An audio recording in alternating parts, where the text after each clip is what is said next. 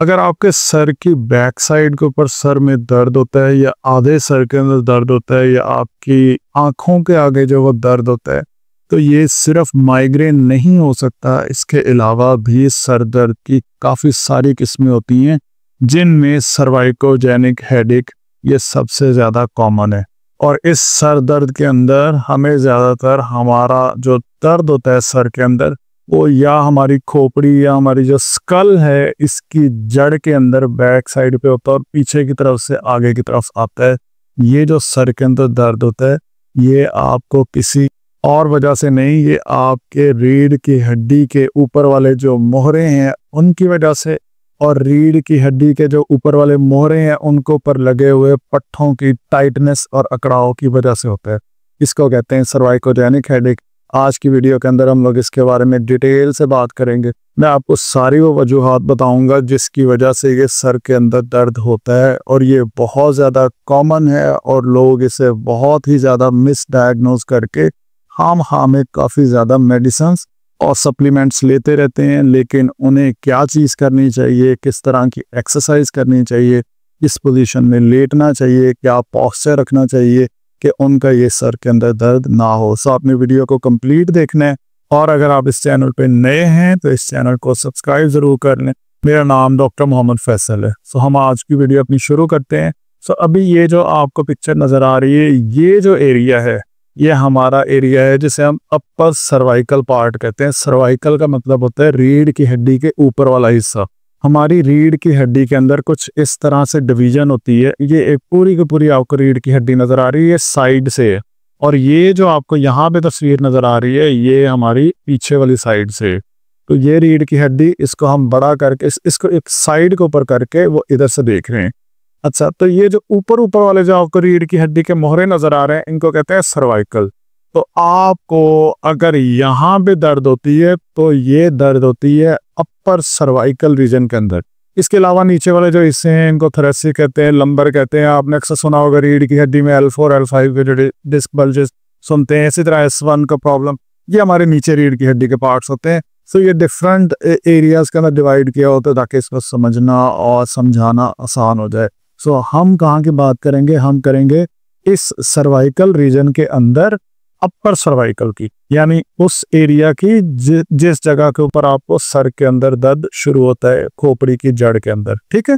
अच्छा, अगर मैं आपको ये एक और पिक्चर दिखाऊं, इसके अंदर अगर आप गौर से देखें तो हमारी रीढ़ की ये जो हड्डी के मोहरे हैं, जो सर्वाइकल मोहरे हैं, ये हमारी खोपड़ी के अंदर तक जा रहे हैं। आपको पता है जो हमारी रीढ़ की हड्डी का जो सर्वाइकल पार्ट का जो पहला वर्टिब्रा होता है, यानी कि जो ऊपर वाला, ये ऑलमोस्ट खोपड़ी के बिल्कुल अंदर होता है, हमारी स्कल के बिल्कुल अंदर वाली साइड होता है, और इसी की बहुत ज्यादा पेन होती है। अच्छा, अब ऐसा क्या होता है कि मैं जो कह रहा हूँ ना कि रीढ़ की हड्डी के मोहरों की वजह से या रीढ़ की हड्डी के मोहरों के ऊपर लगे हुए पट्टों की वजह से आपको सर में दर्द होता है। ऐसी क्या वजह होती है कि हमें बैठे बैठे सर में दर्द होना शुरू हो जाता है? अच्छा, ये सिर्फ बैठे बैठे आपके सर में दर्द नहीं होता। अक्सर लोग जिनकी बहुत ज़्यादा लंबी जॉब्स हो, उन्होंने ज़्यादा से ज़्यादा देर के लिए बैठना हो, कंप्यूटर यूज़ करना हो, मोबाइल यूज़ करना हो, तो उनके ये सर के अंदर दर्द ज़्यादा होता है। किचन में काम करने वाली फीमेल्स के ज़्यादा होता है। अच्छा, अब उसकी सबसे बड़ी वजह ये होती है, ये देखें, अभी आपको इस पिक्चर से बहुत कुछ समझ आएगा। ये जो पॉस्चर है ना, ये जो बंदा खड़ा है ये बिल्कुल नॉर्मल खड़ा है, लाइक जिस तरह से खड़े होना चाहिए नॉर्मल पॉस्चर है। लेकिन ये जो आगे वाली पिक्चर है ना, ये आपको जो शो कर रही है ना, पाकिस्तान के अंदर और हमारे सब कॉन्टिनेंट के अंदर लोगों का ना पॉस्चर का पता ही नहीं है कि बैठना कैसे, उठना कैसे, लेटना कैसे। तकिए लेने, दो तकिए लेके लेटे हुए होते हैं। तो ये सिर्फ खड़े होने की या बैठने की मैं आपको पोजीशन बता रहा हूँ। अगर आपकी गर्दन ना आगे की तरफ रहती है, इसको कहते हैं फॉरवर्ड हेड पॉस्चर। अगर आप कंटिन्यूसली आगे की तरफ रहते हैं तो इससे आपके जो यहाँ वाले पट्टे हैं इनको पर बहुत ज्यादा कंटिन्यूस प्रेशर आता है, स्ट्रेच आता है, खिंचाव आता है। अच्छा, अगर ये आ जाए ना 10 सेकंड, 20 सेकंड, 1 मिनट, ठीक है। लेकिन अगर ये ऐसे हो कि आप सुबह 9 बजे जॉब पे गए हैं, वहाँ पे आप कंप्यूटर पे बैठे हैं, बैंकर्स मोस्टली आपने देखा होगा बैंकिंग के अंदर जब वो बैठे हुए होते हैं तो उनका पॉस्चर कितना आगे होता है। इसी तरह लोग जो रिसेप्शन पे बैठे होते हैं, जिनकी ज्यादा बैठने की जॉब है, खड़े होने की जॉब है, तो उनका ये फॉरवर्ड हेड पॉस्चर बना हुआ होता है। अच्छा, अगर किसी का इस तरह का फॉरवर्ड हेड पॉस्चर बना रहे और वो इसको ठीक ना करे तो इससे एक कंडीशन जो वो बन जाती है और उसे कहते हैं काइफोसिस, जिसे हम आम जुबान में आपने लोगों से सुना होगा कि कुब बन जाता है पीछे की तरफ। ये जो कुब बनता होता है ना, ये 1-2 दिनों के अंदर नहीं बनता। ये हमारी रूटीन ही ऐसी होती है कि हमें बताया ही नहीं जाता कि हमारा पोस्चर कैसा होना चाहिए, बैठना कैसे, उठना कैसे। तो जिन लोगों का पोस्चर सही ना हो तो उनका इस तरह का फॉरवर्ड पोस्चर बनते बनते काइफोसिस हो जाता है। अगर आपके पट्टे, अब आप इन दोनों पिक्चर्स को देखें अगर गौर से, तो मुझे ये बताएं कि इनके जो गर्दन के पट्टे हैं ये नॉर्मल होंगे या ये वाले जो पट्टे हैं जो इतने लंबे लगे हुए हैं तो खिंचे हुए हैं, ये वाले नॉर्मल होंगे? डेफिनेटली जो नॉर्मल पोस्चर के साथ है वो नॉर्मल होंगे। अगर आपके गर्दन के अपर सर्वाइकल वाले जो पट्टे हैं ये मुसलसल खिंचे रहेंगे तो इनमें टाइटनेस होगी, इनमें अकड़ाव होगा, जिसकी वजह से आपको आपके सर के अंदर भी दर्द हो सकती है। अच्छा, अभी मैं आपको ना एक ऐसी पिक्चर दिखाता हूँ जिससे ना आपके सारे क्वेश्चन जो वो क्लियर हो जाएंगे। तो ये मैं इस तरह की बात कर रहा हूँ ना, ये मैं बहुत डिफरेंट चीज़ आपको बता रहा हूँ। लोगों को माइग्रेन का जो है वो पता होता है कि माइग्रेन हो गया। माइग्रेन की भी काफ़ी सारी रीजंस होती हैं। कभी माइग्रेन के ऊपर जो वीडियो बनाएंगे फिर मैं आपको बताऊंगा कि किस तरह से लाइट और साउंड जो है वो आपको माइग्रेन की हेडेक जो वो काज करता है। अभी हम सिर्फ सर्वाइकोजेनिक हेडेक के ऊपर रहते हैं। सो अभी ये वाली जो आप तस्वीर देख रहे हैं ना, इस तस्वीर के अंदर अगर मैं आपसे पूछूं कि ये बंदा सही बैठा है, ये सही बैठा है या ये सही बैठा है, इन तीनों में से कौन सही बैठा है? आप कहेंगे कि ये। अक्सर लोग इस तरह से बैठते हैं और अक्सर लोग तो ऐसे, मेरे तो क्लिनिक पर मैंने बड़े लोगों को देखा है जिनके फॉरवर्ड पोस्चर इतना ज़्यादा बना होता है। जो चीज़ समझने की है वो ये है कि अगर आपकी स्कल, आपकी खोपड़ी आगे की तरफ रहती है और वो इतना आगे रहे कि सिर्फ 3 इंच फॉरवर्ड अगर आप रखते हैं इस तरह से, कंप्यूटर यूज़ करते हुए, कोई काम करते हुए, अक्सर लोग कुछ भी ना करें तो उनका पोस्चर आगे की तरफ रहता है।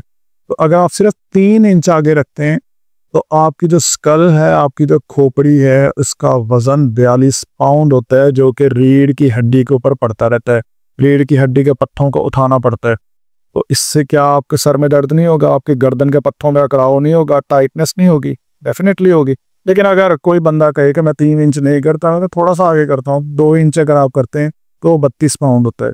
लेकिन अगर आप नॉर्मल पोस्चर रखते हैं, इस तरह आगे की तरफ नहीं रखते हैं, तो ये सिर्फ 12 पाउंड होगा। कहाँ 12 पाउंड और कहाँ पे 42 पाउंड। सो अगर आप इस पिक्चर की शुरू के अंदर यहाँ पे रीड करने की कोशिश करें, यहाँ पे लिखा हो how heavy is your head, आपके सर कितना भारी है, ये सारा डिपेंड करता है आपके पोस्चर के ऊपर।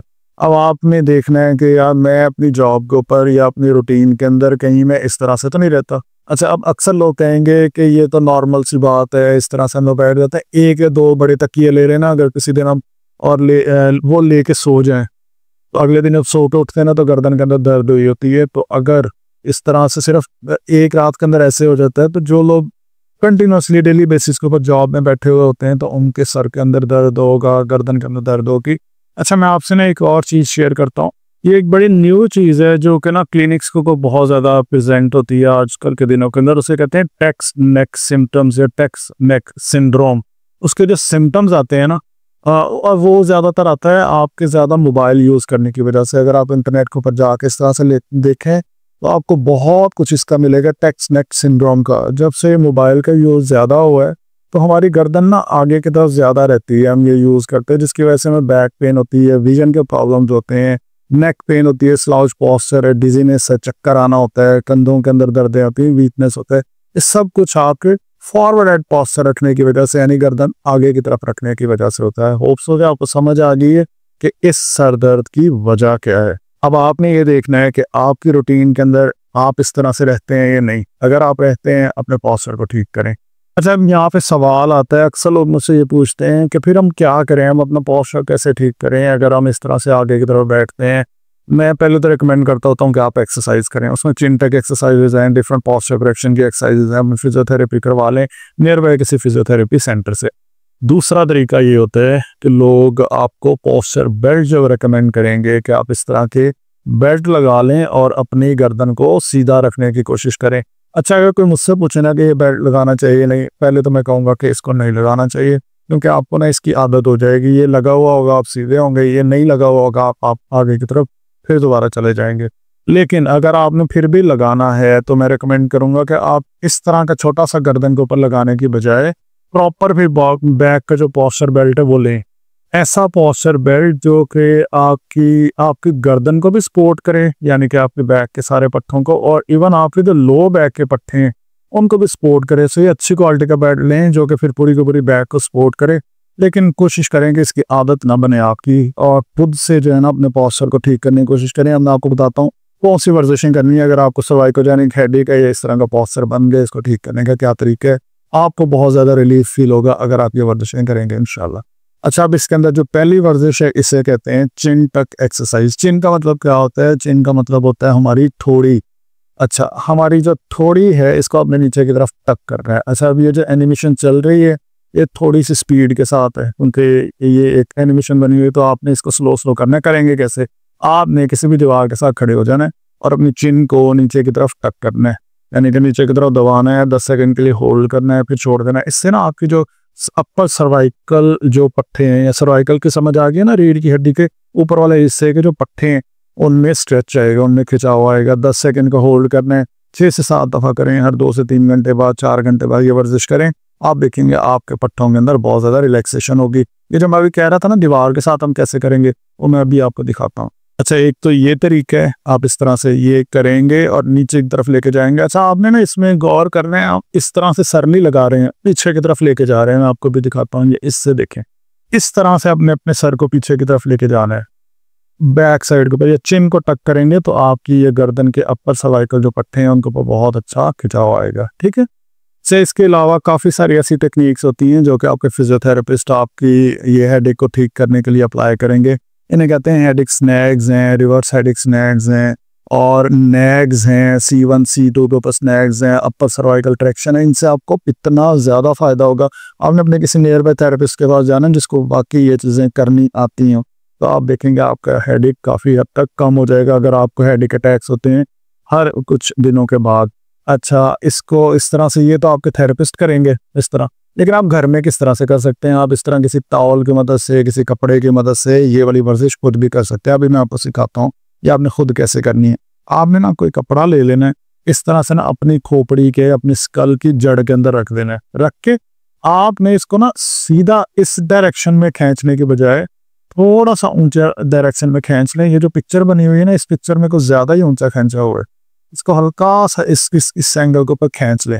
ठीक है, अब इसको ना खींच लिया, गर्दन आपके पीछे की तरफ जा रही है, कपड़े ने इसको आगे की तरफ खींचा हुआ है। ये करके उसके बाद आपने क्या करना है, अब ये खिंचा हुआ है, खींचने के बाद आपने अपनी गर्दन को पीछे की तरफ लेके जाना है, अपनी गर्दन को आगे की तरफ लेके जाना है, अपनी गर्दन को राइट साइड पे टर्न करना है, दूसरी तरफ टर्न करना है, टिल्ट करना है, इस तरफ टिल्ट करना है। 6 मूवमेंट्स आपने करनी है। कौन कौन सी?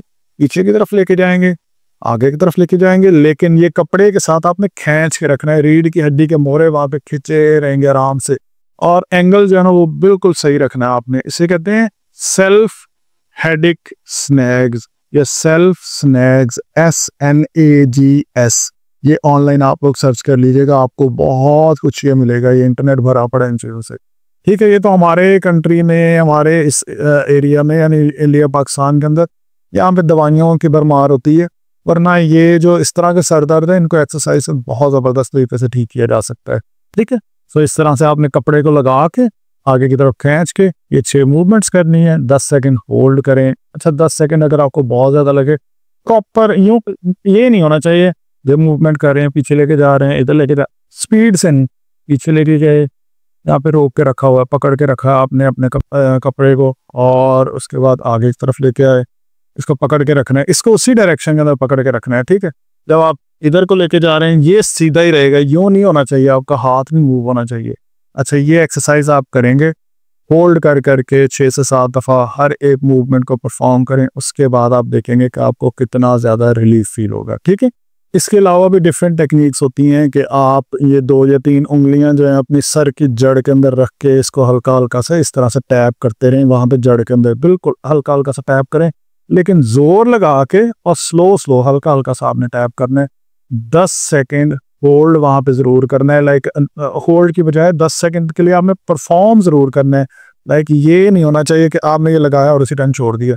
सो आप परफॉर्म प्रॉपरली इसको करें, आपको काफ़ी ज़्यादा रिलीफ फील होगा। सो ये तो जनरल सी चीज़ें हैं जो मैं मैक्सिमम आपको वीडियो के अंदर समझा सकता था कि आप ये चीज़ें घर में कर लें, लेकिन अगर पॉसिबल हो तो अपने नियर बाय थेरेपिस्ट के पास जाएं। मुल्तान से आप मेरे क्लिनिक पर आ सकते हैं और आप देखेंगे आपको फिजियोथेरेपी के ज़रिए इस हेडेक को ठीक करने में बहुत ज़्यादा हेल्प मिलेगी। हाँ में आपने हेडेक के लिए बहुत ज़्यादा दवाइयाँ नहीं लेनी। मैंने इतने सारे पेशेंट्स देखे हैं जो मेरे पास आते हैं और वो एंटी एंजाइटी मेडिसिन ले रहे होते हैं, स्ट्रेस वाली मेडिसिन ले रहे होते हैं, अल्प्राजोलाम ले रहे होते हैं और ये ऐसे कैमाडोल ले रहे होते हैं। मैं रेकमेंड करूंगा आपको कि अगर माइग्रेन है या आपको सर्वाइकोजेनिक हेडेक है तो पहले तो ये वर्जिशें खुद करें घर के अंदर, फ़र्क पड़ जाए बहुत अच्छी बात है। उनको डे बाय डे अपनी लाइफ के अंदर रूटीन में सेट करें। अपना फॉरवर्ड हेड पोस्चर, आगे गर्दन रखने वाला जो आदत है, इसको ख़त्म करें। उसके अलावा अगर आप नियर बाय किसी थेरेपिस्ट के पास जा सकते हैं, उसके पास जाएं, वो आपके अक्सर लोगों को जिनको इस तरह का हेडेक हो ना, उनकी गर्दन के अंदर भी मोस्टली दर्दें रहती हैं, वो गर्दन के पट्टे भी टाइट रहते हैं, तो आपके नेक के मसल्स की फिजियोथेरेपी हो जाएगी, यहाँ पे कुछ मशीनें वगैरह लग जाएंगी, तो उससे आपको काफ़ी ज़्यादा बेनिफिट मिलेगा। अगर आपको ये सब करने के बाद भी फ़र्क नहीं पड़ता, फिर आप कोशिश करें कि कोई ऐसी जेल्स ले लें जो कि पेन किलर जेल होती हैं, उनके साथ मालिश कर लें। अगर आपको उससे भी फ़र्क नहीं पड़ता फिर पेन किलर मेडिसिन खा लें। पेन किलर मेडिसिन की बहुत देर के बाद बारी आती है और हमारा ये होता है कि भाई छोटा सा भी दर्द है ना तो खा लें मेडिसिन, उससे आप ले लें, लेकिन कोशिश करें कि पहले जो आपके ऐसे मेथड्स हैं जिनके अंदर केमिकल इन्वॉल्व नहीं होते तो वो तरीके अपनाएं, इससे आपका सर का दर्द बिल्कुल ठीक हो सकता है। माइग्रेन की बहुत सारी और रीजंस होती हैं। माइग्रेन आपको साउंड की वजह से, लाइट की वजह से होता है। जिनको माइग्रेन का हेडेक हो उन्हें साउंड और लाइट से दूर जाना चाहिए, तो उनका माइग्रेन का हेडेक काफ़ी हद तक कम हो सकता है। लेकिन अगर आपके जहन में है कि आधे सर का दर्द माइग्रेन होता है, ये गलत है। आधे सर का दर्द सर की बैक साइड पे, आंखों के इर्द गिर्द, ये सर्वाइकोजेनिक हेडेक भी हो सकता है। सो मैंने अपनी तरफ से पूरी कोशिश की है कि मैं जितना आसान अल्फाज में आपको बता सकूं, समझा सकूं। आई होप सो कि आपको फ़ायदा होगा इस वीडियो का। अगर आपका कोई सवाल है, कोई क्वेश्चन है, नीचे कमेंट्स में पूछ सकते हैं। वीडियो कंसल्टेशन अगर चाहते हैं तो व्हाट्सएप पर रब्ता करके आप डायरेक्ट मेरे साथ वीडियो कंसल्टेशन भी कर सकते हैं। और अगर इस चैनल पे नए हैं, इस चैनल को सब्सक्राइब कर लें। Thank you so much for watching this video.